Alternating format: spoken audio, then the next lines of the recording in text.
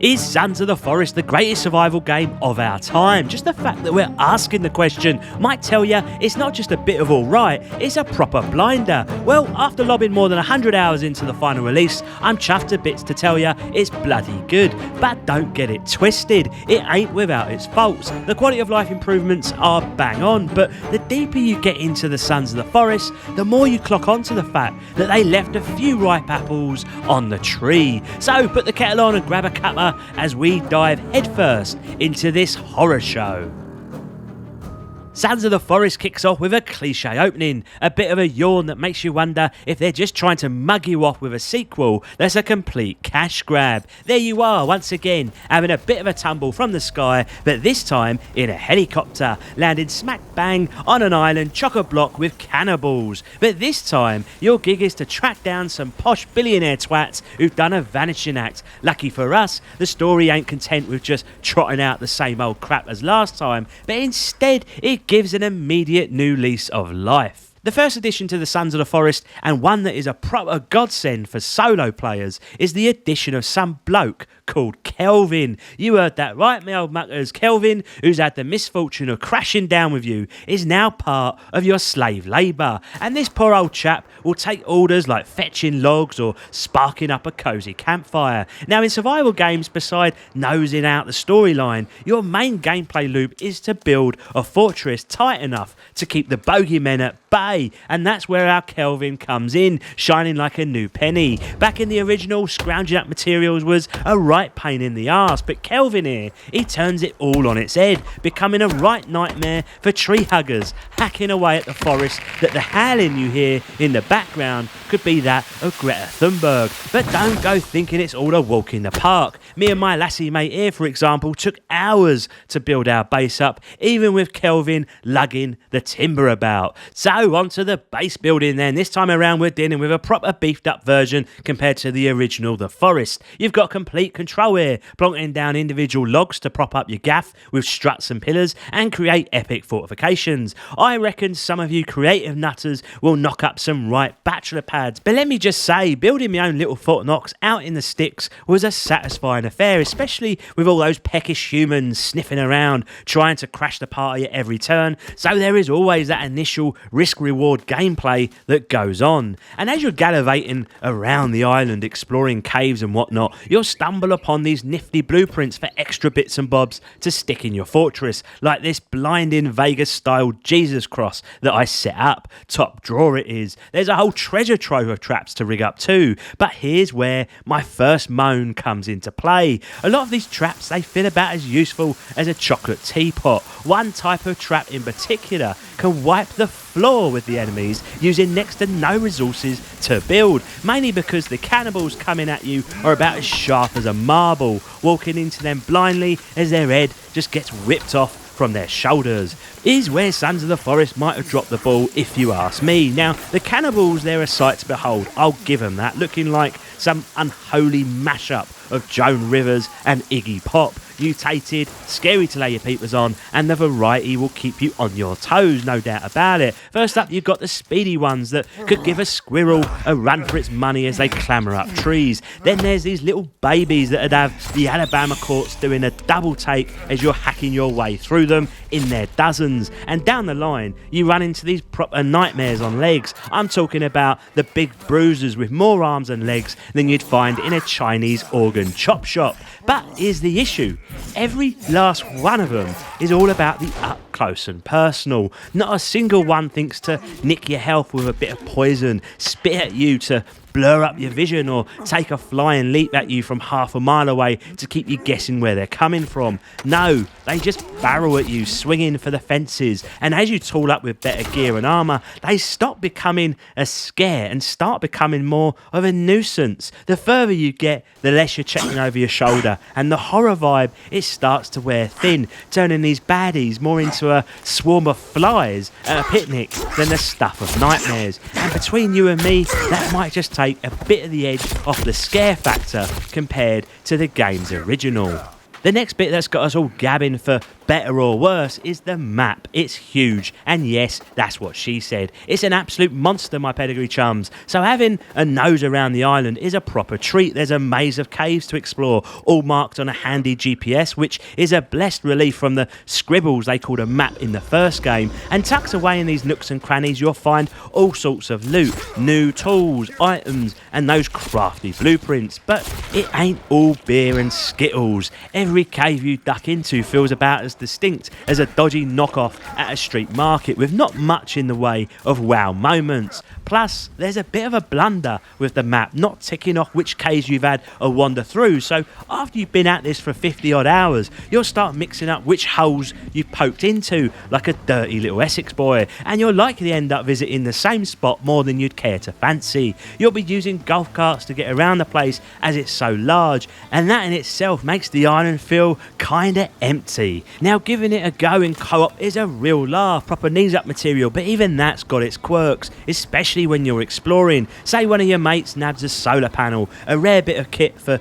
juicing up your base with all the mod cons. Instead of it just popping into their swag bag, it sits there waiting for you to grab one too. Next thing you know, you're kitted out with double of everything, and survivability is about as challenging as a UFC fight with a puppy. But I've got to tip my hat to the inventory system. It's the dog's bollocks. Your character whips out this sleeve thing, showing all your gear in plain sight, letting you mix and match to your heart's content. It's a right sight and far more engaging than the usual rummage through menus routine most games have you doing. Other developers here, they need to take note. Now, the biggest letdown of all though is the story. Don't fret, I'm not here to spill the beans, but there isn't much beans to spill if I'm being frank. What drives you in the game is the mystery it's shrouded in. The tale unfolds through bits and bobs you stumble upon, maybe a scribbled note here and a cheeky recording there. Cutscenes are as rare as hen's teeth, but there's always this niggling feeling to cobble together something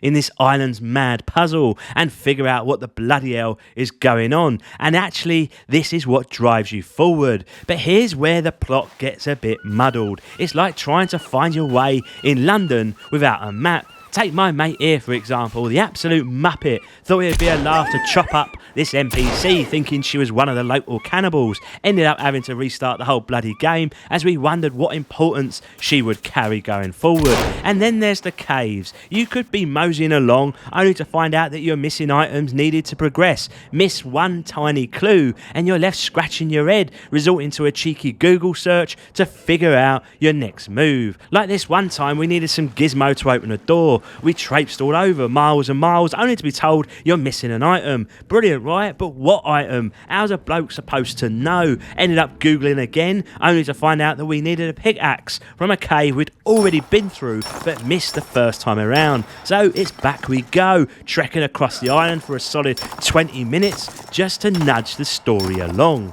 I'm all for a bit of mystery and letting curiosity lead the way, but when it's so vague that I'm turning to Google more than my own detective skills, it sort of takes the biscuit. The thrill of discovery then is getting a bit lost in translation here. And then we get to the nitty gritty of the actual story, and I hate to say it, it's a right old dog's dinner. The ending, not to drop any spoilers, is as baffling as a drunk trying to find his way home. At times it's so off the wall, you think they were having a laugh. It cuts off sharpish, leaving you hanging without a clue as to what the blazes just happened.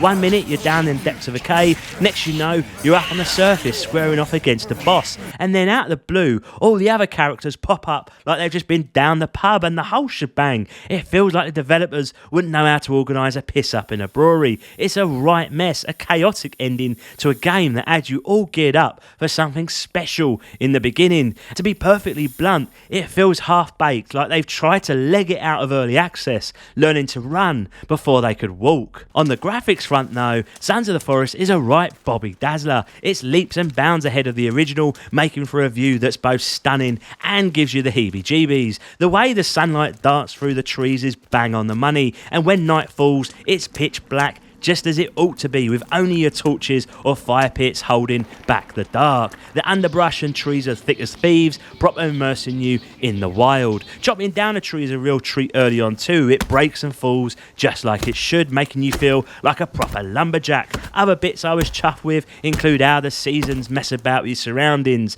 thick snow leaving a mark of your wanderings, or the wind getting up making the trees sway and dance. It's all top notch, and the rain, it makes everything look like a greased weasel. The cannibals of the island are a sight to behold, adding a proper dose of terror to your day. The materials, wood, mud, snow, the lot, they've all got a bit of heft to them, detailed with high fidelity models. Sons of the Forest is easy on the eyes, there are no two ways about it. If I were to have a bit of a grumble, it would be about the cutscenes. They're a bit how's your father, with characters moving all peculiar like, almost throwing you off with their cartoonish antics. And the gunplay, not quite up to snuff for my liking. The firearms feel about as lively as a wet weekend, lacking that oomph and precision. Whilst the island's a beauty, I wouldn't have minded a bit more variety, like throwing in some different environments or some wildlife to contend with. They've done a solid job with the snowy peaks at the centre of the map, but a few more lakes or a change in the greenery could have spiced things up a bit. That said though, these are just minor quibbles in what is an outright stunner of a game. This suspense and horror could have easily gone pear-shaped if they botched up the sound department too, but give us a drum roll, because Sons of the Forest is nothing short of dynamite when it comes to the audio experience. It's like an ASMR wet dream come true. What really sets the mood is the almost complete absence of music. That's right, my pedigree chums, they've pretty much given tunes the old heave-ho, letting the natural sounds of the world carry the load, and blimey, does it work a treat. Imagine you're traipsing through the woods, the wind's got a bite to it, especially when the frost sets in, making you feel like there's something or someone lurking just out of sight. And those cannibals, they'll give out a shout from who knows where, leaving you in a dead silence that's more chilling than a dip in the Thames in February, only if you just suddenly hear the whispers of their blades slicing the air. Every chop of wood, every footfall, the whisper of leaves, the eerie echo of caves, even the gentle hum of solar panels at work, it's all dialed in to perfection. It's a masterclass in how to drum up a real tense atmosphere and give the heebie-jeebies without needing to blare a horror movie soundtrack at you. If I had to nitpick one little thing, it would be the same as before. The acting in cutscenes and the odd bit of dialogue can be a bit as your father, but we're really scraping the barrel for complaints here. So is Sons of the Forest the creme de la creme of survival games that you can throw your dollars at? I've had my go at a fair few, from Valheim to Grounded and all the bits in between. It's definitely up there with the best of them, but if I'm laying my cards on the table, there's just far too many issues for me to dub it the king of the hill. But listen up, in a world chock full of AAA shite and marketing crap, Sons of the Forest strips it back to the bare bones, serving up a belting gameplay loop, top drawer visuals, and an atmosphere you can almost taste. The horror bits will grab you by the scruff early doors, but as you peel back the layers of the map, you start to spot a few blemishes, and between me and you, it might not get the heart going quite like its predecessor did, and come its conclusion, everything here feels a bit half-baked. Until next time, my lovelies, love to you all, Reggie out.